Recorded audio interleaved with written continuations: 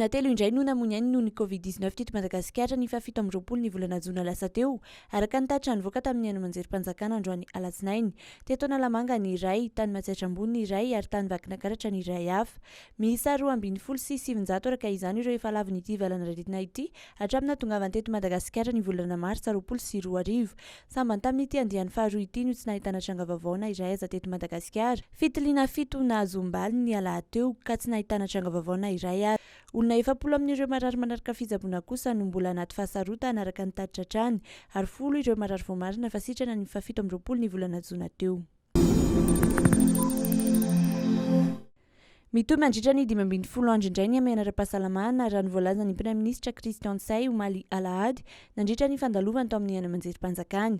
Distrika enina ny tena mbola iary ny fepetra mafimafy mandritra ny 15 andro. Mbola miatra ohatra ny tsy fahazona mivezivezy amin'ny alina manomboka amin'ny 12 ora alina ka hatramin'ny 4 ora maraina eto Antananarivo renivohitra, Antananarivo atsimondrano, Antananarivo avaradrano, Ambohidratrimo, Fianarantsoa voalohany sy Ambatondrazaka. Mbola tsy azo atao ihany koa ny mamory olona mihoatra ny 700 amin'ireo tanàna ireo raha toa ka efa afaka mikarakara lanonana kalamanjana anaty fampiarana ny hetsika sakany ny faritra hafa. Ny amin'ny mbola fisiny tsy mikaretina mivezivezy any amin'ireo faritra ireo no nandraisana izany fepetra izany, hoy ny Prime-ministra.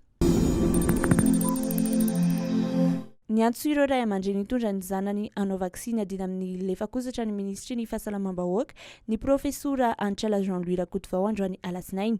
Tany Akazobe moa no nanokafana tamin'ny fomba ofisialy ny fanaovana ity vakisiny ity. Tsy azo ekena ny hoe arary hotratra ny lefakozatra sy aleminy zanantsika satria tsy vita vakisiny, hoy ny ministra. Ankoatra ny fanaovam-vakisiny dia nisy koa ny fizarana vitamina A ho an'ireo ankizy. Fatram-bakisiny miisa 9 sy 3 tapitrisa no nomanina ho an'ity fanaovam-bakisiny mandritra ny 3 andro ity araka ny nambarany hatrany. Distrika 20 sy faritra 10 no voakasika izany ary ireo ankizy latsaky ny 5 taona.